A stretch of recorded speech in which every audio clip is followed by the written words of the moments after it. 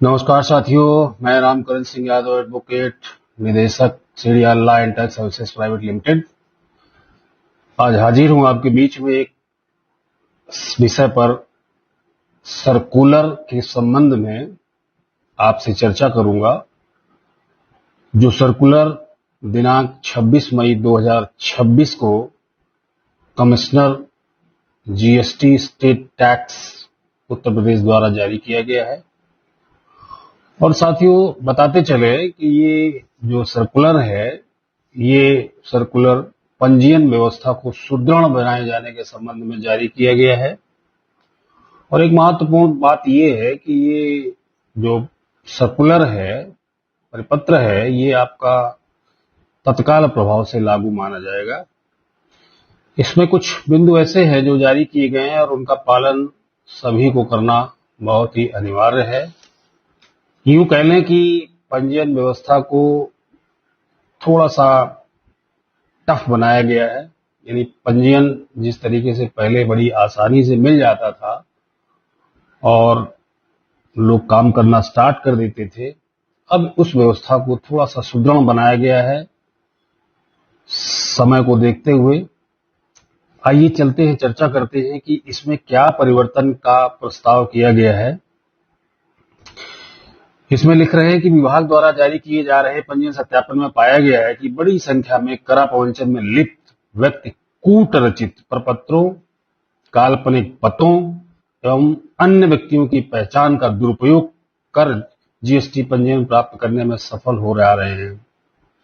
ऐसे non genuine tax payers एनजीपीटीज केवल इस उद्देश्य से पंजीकृत होते हैं कि वे बिना किसी वास्तविक माल या सेवा की आपूर्ति के इनपुट टैक्स क्रेडिट यानी आईटीसी को कपटपूर्ण ढंग से प्राप्त कर सके और उसे आगे हस्तांतरित कर सके। इस संबंध में एनजीपीटीज के लिए यानी कि नॉन जेन्युइन टैक्स पेयर्स के लिए विश्लेषण में निम्नलिखित प्रणालीगत कमियां प्रकाश में आई हैं जो ऐसे कपटपूर्ण पंजीकरण को संभव बनाती हैं। इस परिपत्र के माध्यम से उनका मानना है कि नंबर 1, एनजीपीटीज के अधिकांश मामलों में पंजीयन के बाद भी निर्धारित समयावधि में भौतिक सत्यापन नहीं किया जाता है। यानी उनका कहना है कि पंजीयन तो प्रदान कर दिया जाता है, परंतु काफी केसेस में उनका भौतिक सत्यापन नहीं किया जाता है। सत्यापन रिपोर्ट का त्वरित संज्ञान नहीं लिया जाता है, जो कि ऐसे एनजीटीपीज के कपटपूर्ण ITC fraudulent input tax credit लेने में सफल होने का मुख्य कारण है, ऐसा मानना है।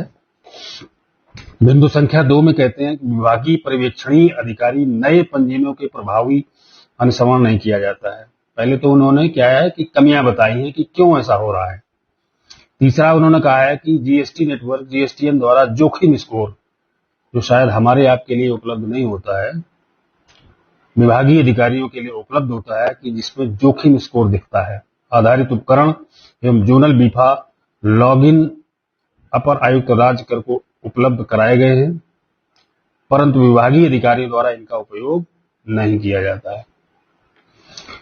चौथे पॉइंट में कहते हैं कि साइबर सुरक्षा, साइबर ऑडिट, कंप्यूटर की फॉरेंसिक जांच तथा जीएसटीएन के बीफा टूल्स के उपयोग के संबंधित परीक्षण की कमी से डिजिटल धोखाधड़ी के पकड़ने का प्रयास अपर्याप्त रहता है।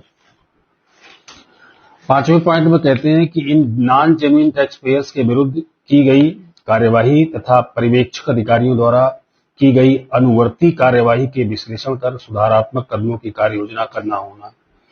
यानी कि जो प्राइमरी स्टेज पे भौतिक सत्यापन अधिकारी करते हैं, उनके साथ साथ जो उनके उच्चाधिकारी हैं, उनके द्वारा भी प्रभावी कार्यवाही नहीं की जाती है, न ही उसका अनुश्रवण किया जाता है। अतः उत्तर प्रदेश माल एवं सेवा कर नियम 2017 के प्रावधानों के अनुरूप पंजीकरण प्रक्रिया को अधिक सुदृढ़ करने और नॉन जेन्युइन टैक्स पेयर्स के पंजीकरण को रोकने तथा फील्ड में कार्यरत इकाइयों के कार्य में एक रूपता लाने के उद्देश्य से निम्नलिखित निर्देश जारी किए जा रहे हैं।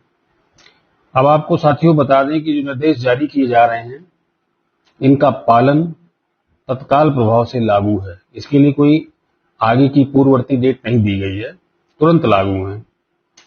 सबसे पहले इसमें इन्होंने कहा है कि जो प्रभावी कदम उठाने हैं अधिकारियों को, वो कदम ये है कि अभिलेखों का परीक्षण, फॉर्म जीएसटी REG 01 में फोटोग्राफ, व्यवसाय की संरचना, मुख्य व्यवसाय स्थल, बैंक खाता आदि के संबंध में अपलोड किए जाने वाले प्रपत्रों की सूची निर्धारित है।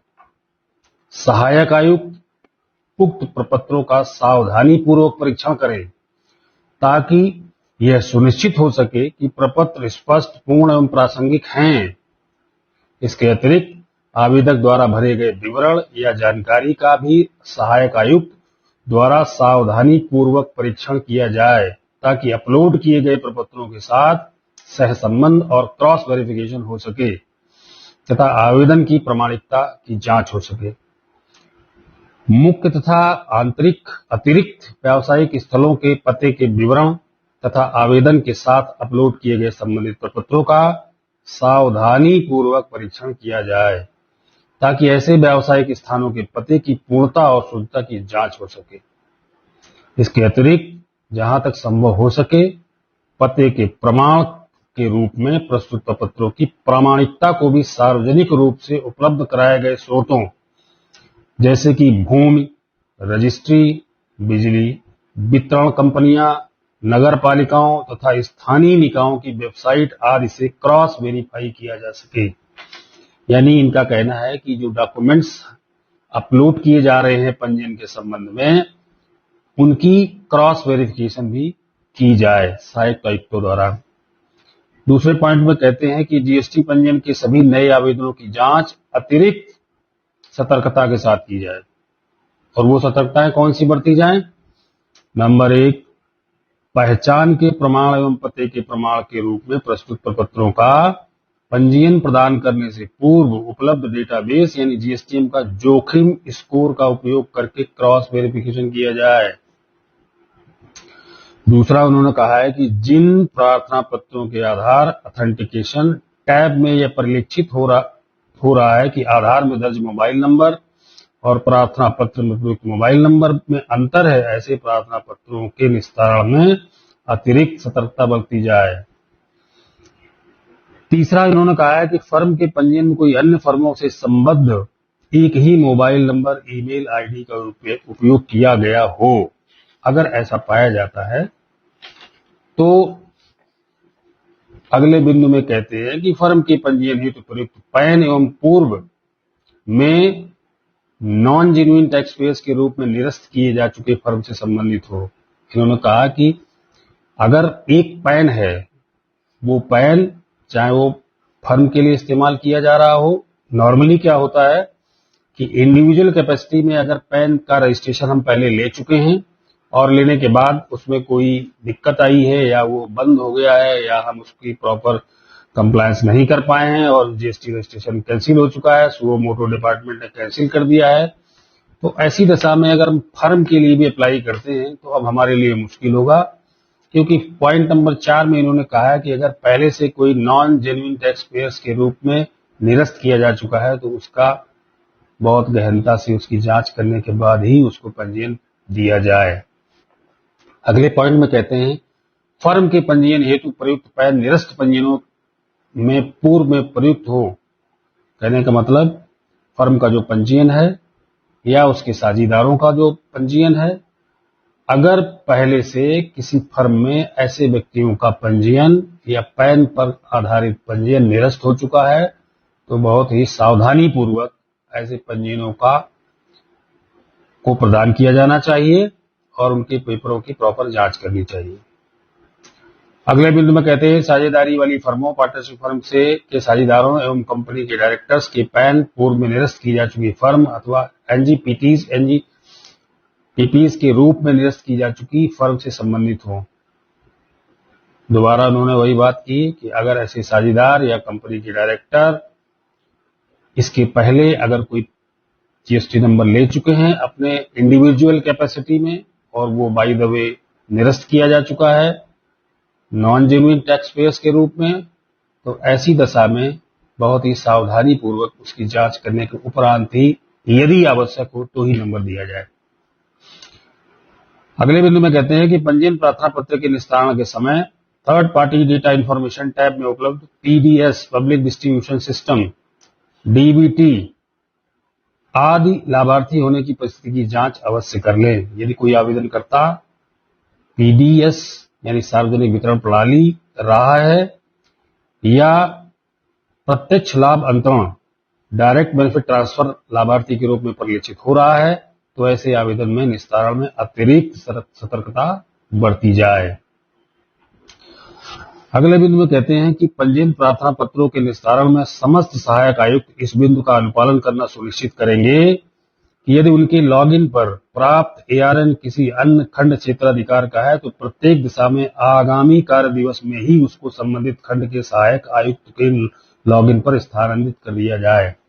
नॉर्मली देखने में आता है कि जब हम पंजीयन के लिए अप्लाई करते हैं और भूल से यदि हम गलत खंड को चुन लेते हैं तो जाहिर सी बात है कि वो फाइल किसी दूसरे खंडाधिकारी के पास चली जाती है और वो खंडाधिकारी उसको कई दिनों तक वो चेक नहीं करते हैं और उनके पास पड़ा रहता है जबकि वो उनसे संबंधित नहीं होता है। तो इसके संबंध में माननीय कमिश्नर महोदय ने स्पष्ट निर्देश जारी किए गए हैं कि नेक्स्ट वर्किंग डे जो भी आ रहा है उसको तुरंत आप संबंधित खंडाधिकारी को जिससे वो संबंधित उसको स्थानांतरित कर देंगे। अगले बिंदु में उन्होंने कहा है कि सहायक आयुक्त द्वारा उपरोक्त बड़ी सतर्कता के पंजीयन प्रार्थना पत्रों का परीक्षण करते हुए अधिनियम एवं परिपत्रों के निर्धारित समय सीमा में ही पंजीयन प्रार्थना पत्रों को सुनिश्चित किया जाए। साथ साथ उन्होंने ये भी कहा है कि जो भी पंजीयन अप्लाई होता है इन सारी कार्रवाइयों को पूर्ण करने के साथ साथ समय का भी ध्यान रखना है और समय को देखते हुए ही तत्काल प्रभाव से इनका निस्तारण किया जाना आवश्यक है।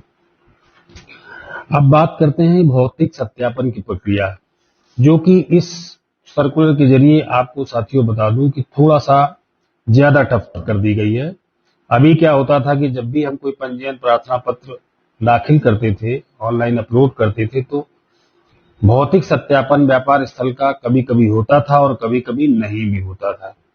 इस परिपत्र के माध्यम से साथियों एक चीज आपको बता देना चाहूंगा कि भौतिक सत्यापन कंफर्म कर दिया गया है कि करना ही करना है। हर हाल में भौतिक सत्यापन होना ही होना है और बल्कि एक बार नहीं होना है, भौतिक सत्यापन 2 बार होना है।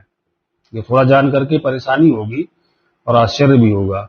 एक तो जिस समय पंजीयन दिया जा रहा है व्यापारी को उस समय भौतिक सत्यापन होगा और भौतिक सत्यापन करने वाले जो अधिकारी हैं उनके लिए भी कुछ उन्होंने निर्देश जारी किए हैं। निर्देश के स्वरूप में मैं आपको बता दूं कि जो भौतिक सत्यापन करने वाले अधिकारी हैं वो व्यापार स्थल, चाहे वो मुख्य व्यापार स्थल हो चाहे वो अतिरिक्त व्यापार स्थल हो, वहां जाएंगे, वहां खड़े होकर के सेल्फी लेंगे और उस सेल्फी के साथ अपलोड करेंगे। और साथ साथ उन्होंने उच्चाधिकारियों को ये निर्देश दिए हैं कि आने वाले 6 महीने तक, यानी पंजीयन प्रदान करने के 6 महीने तक उस फर्म की कड़ी निगरानी की जाएगी और कड़ी निगरानी करने के साथ साथ उसके हर रिटर्न को देखा जाएगा कि वो उसको प्रॉपर व्यापार कर रहे हैं कि नहीं कर रहे हैं और 6 महीने बाद पुनः उसकी जांच होगी, यानी कि उस फर्म की 6 महीने बाद पुनः जांच की जाएगी। तो साथियों इस तरीके से देखा जाए कि उन्होंने इस जांच प्रक्रिया को 2 बार कर दिया है। पहले कभी 1 बार भी नहीं होता था, अब 2 बार होगा। भौतिक सत्यापन की रिपोर्ट पर कार्यवाही। प्रत्येक भौतिक सत्यापन की report UPGST field visit app के जरिए अंकित की जाएगी और प्रतिकूल भौतिक सत्यापन रिपोर्ट की दशा में राज्य कर अधिकारी उसी कार्य दिवस में, उन्होंने कहा कि सेम डे अगर कोई एडवर्स मिलती है पोजीशन तो उसी दशा में उसी दिन आपको प्राप्त कराई जाएगी। आपको मतलब उच्चाधिकारी को अपने प्राप्त की जाएगी। सहायक आयुक्त द्वारा प्रतिकूल भौतिक सत्यापन रिपोर्ट के आधार पर अधिनियम में दी गई व्यवस्थाओं के अनुक्रम में पंजीयन निलंबन, निरस्तीकरण व आदि की कार्रवाई की जाएगी। ये कार्रवाई तुरंत की जाएगी। प्रतिकूल भौतिक सत्यापन रिपोर्ट के आधार पर पंजीयन के परीक्षण में सहायक आयुक्त को यदि समाधान हो जाता है कि प्रश्नगत पंजीयन एनजीटीपी है, नॉन जेन्युइन टैक्सपेयर है, जिसे निरस्त किया जाना आवश्यक है, तो ऐसी स्थिति में फर्म का पंजीयन प्राप्ति की तिथि से निरस्त कर दिया जाएगा। 6 महीने बाद भी अगर पता चलता है तो उनको प्राप्त करने की तिथि से ही निरस्त कर दिया जाएगा। नवीन पंजीकृत फर्म के संबंध में अपेक्षित सावधानियां जो बरती जानी है, उसके संबंध में उन्होंने कहा है क्या क्या देखा जाना है। अगर हमने नया पंजीयन लिया है और 6 महीने तक हमें क्या क्या सावधानियां बरतनी है, उसके लिए भी उन्होंने कहा है कि नवीन पंजीकृत फर्म द्वारा पंजीयन प्राप्ति के आरंभिक माहों में दाखिल किए जाने वाले जीएसटीआर 1 की निम्नवत बिंदुओं पर गहनता से जांच अपेक्षित है। नंबर 1, फर्म द्वारा आरंभिक माहों में जीएसटीआर 1 में केवल पंजीकृत फर्मों का 90% से अधिक आपूर्ति दिखाते हुए B2C की सप्लाई शून्य या नगण्य प्रदर्शित है। यानी कि B2C की सप्लाई अगर नगण्य है, 0 है, इसका मतलब उसकी गहनता से जांच होगी। दूसरा, उन्होंने कहा है कि फर्म द्वारा आरंभिक माहों में बड़ी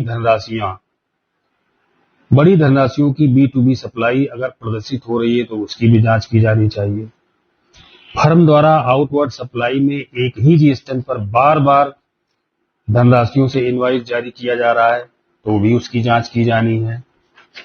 फर्म द्वारा संवेदनशील वस्तुओं जैसे आयरन, स्टील, पान मसाला, तंबाकू उत्पाद, मेटल, प्लास्टिक, स्क्रैप आदि की अत्यधिक मात्रा में आउटवर्ड सप्लाई प्रदर्शित की जा रही है तो वो जांच के दायरे में आएंगी। फर्म द्वारा जीएसटीआर 1 में घोषित आउटवर्ड सप्लाई की धनराशि जारी आउटवर्ड ई-वे बिल की धनराशि से कम या अधिक है तो जांच का विषय है। ऐसी परिस्थितियों को ध्यान में रख करके उनका जांच किया जाना आवश्यक है। अगले बिंदु में कहते हैं कि नवीन पंजीकृत फर्म द्वारा पंजीयन प्राप्ति के आरंभिक माहों में दाखिल किए जाने वाले जीएसटीआर 3B की निम्नवत बिंदुओं से गहनता से जांच की जानी है। ये तो जीएसटीआर 1 की जांच थी। अब इन्होंने कहा कि 3B की जांच कैसे करनी है, किन पॉइंट पे करनी है। नंबर 1, फर्म के जीएसटीआर 2A में प्रदर्शित इनवर्ड सप्लाई के व्यापारियों की चेन एनालिसिस के आधार पर उनके बोनाफाइड होने की जांच अपेक्षित है। यानी जिनसे 2A से अगर आपने खरीद की है तो जाहिर सी बात है कि 2A में प्रदर्शित हो रहा होगा।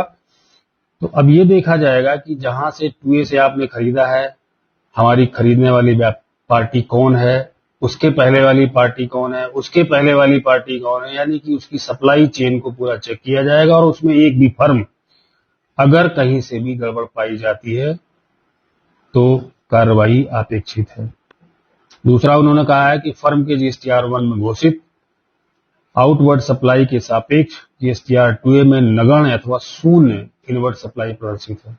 जीएसटीआर 1 में अगर हम 2A में हम माल तो खरीद रहे हैं मगर जीएसटीआर 1 नहीं फाइल कर रहे हैं, यानी 0 का भी फाइल कर रहे हैं अगर, तो भी जांच की जाएगी। जांच के दायरे में हम आते हैं। तीसरा, उन्होंने कहा है कि फर्म के जीएसटीआर 3B में क्लेम की गई आईटीसी की धनराशि जीएसटीआर 2 में प्रदर्शित आईटीसी से अधिक है। यदि 2A में कम धनराशि आ रही है आईटीसी की और 3B में अधिक क्लेम किया है, जिसके संबंध में बहुत नोटिसें हम फेस कर चुके हैं, पिछले 2-3 वर्षों से फेस कर रहे हैं, अब उसको उन्होंने और अधिक संवेदनशील घोषित कर दिया है। अगले बिंदु में कहते हैं कि फर्म के जीएसटीआर 3B में घोषित कर देता जीएसटीआर 1 में प्रदर्शित कर देता से कम है। यानी कि जीएसटीआर 1 में हम लायबिलिटी ज्यादा एक्सेप्ट कर रहे हैं और 3B के जरिए लायबिलिटी कम डिस्चार्ज कर रहे हैं, जिसके बारे में भी हम पिछले 2-3 साल से ऐसे मिसमैच को या शॉर्ट पेड लायबिलिटी को, इसे शॉर्ट पेड लायबिलिटी का नाम देंगे, कि नोटिसों को देख रहे हैं, उनका जवाब दे रहे हैं, उनका मिलान करा रहे हैं। तो इन पर ज्यादा ध्यान दिया जाना चाहिए नए पंजीयनों में। अगले पॉइंट में कहते हैं कि नवीन पंजीकृत फर्मों के बैंक अकाउंट वैलिडेशन की परिस्थिति की गहनता से जांच की जानी चाहिए। इसको हाई रिस्क स्कोर के हिसाब से जांचना चाहिए। अगर किसी भी फर्म में प्रोप्राइटर, पार्टनर या डायरेक्टर, HUF, एसोसिएशन या पर्सन ऑफ कंपनी अधिकृत हस्ताक्षरकर्ता के नाम से बैंक अकाउंट पोर्टल पे उपलब्ध नहीं है तो उसका पंजीयन तुरंत निरस्त किया जाना चाहिए। अगले बिंदु में कहते हैं कि ऐसी नवीन पंजीकृत फर्म जिसका बैंक अकाउंट वैलिडेशन फेल्ड दिखा रहा है उस पर तुरंत कार्रवाई की जानी चाहिए और भौतिक सत्यापन किया जाना चाहिए। अगले बिंदु में कहते हैं कि किसी फर्म की रिटर्न स्क्रूटनी के दौरान यदि कोई विसंगति प्रकाश में आती है अथवा उपयुक्त किसी प्रकार से रेड फ्लैग पाए जाने पर संबंधित अधिकारी द्वारा तत्काल फर्म की जांच की जानी चाहिए।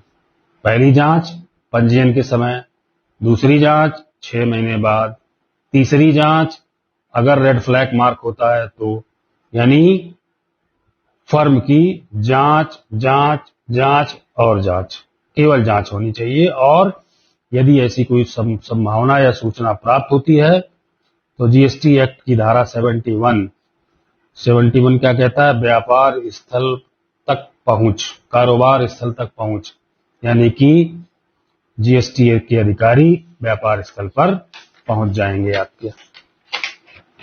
अगले बिंदु में कहा जाता है फिर वही बात कि नवीन पंजीयन का 6 महीने के बाद पुनः सत्यापन किया जाएगा, जिसके बारे में हम आपको बता चुके हैं।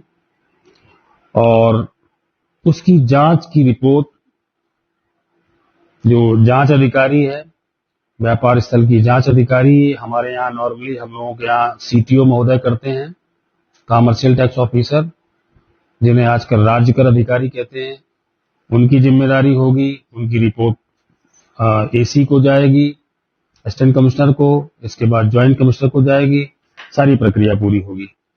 इस तरीके से अगर हम देखें तो उन्होंने इस प्रक्रिया को बहुत ही टफ कर दिया है और टफ के साथ साथ उन्होंने इस पर विशेष ध्यान दिया है कि जहां से हम माल खरीद रहे हैं, जो हमारा सप्लायर है या उससे पीछे जो हमारा सप्लायर जहां से खरीद रहा है, एक सप्लाई चेन को पूरी चेकिंग होगी और कहीं से उसमें कोई भी राजस्व का क्षरण पाया जाता है, ऐसी दशा में सभी का पंजीयन प्राप्ति की तारीख से निरस्त करने के प्रावधान जारी किए जा सकते हैं। इसके बाद उन्होंने कहा है कि इससे संबंधित, अब शायद इसके पहले नहीं होता था, अधिकारियों को प्रॉपर परीक्षण भी दिया जाएगा, प्रशिक्षण भी दिया जाएगा। तो बहुत अच्छी बात है, अधिकारी प्रशिक्षित होंगे तभी अच्छी तरीके से काम करेंगे और कम से कम समस्या कम होगी। साथ साथ प्रशिक्षण देने के साथ साथ उन्होंने ये भी कहा है कि अगर प्रशिक्षण देने के बाद भी कोई अधिकारी काम नहीं करता है तो अनुशासनात्मक कार्रवाई भी की जाएगी। नए पंजीयनों का समय भौतिक सत्यापन न करने वाले राजस्व कर अधिकारियों के विरुद्ध अनुशासनात्मक कार्रवाई की जा सकती है। जहां किसी अधिकारी की निष्क्रियता के कारण नॉन जेन्युइन टैक्स पेयर्स का पंजीयन सक्रिय रहता है अथवा राजस्व की क्षति होती है तो विधि के अनुसार उस अधिकारी के विरुद्ध कार्रवाई की जाएगी।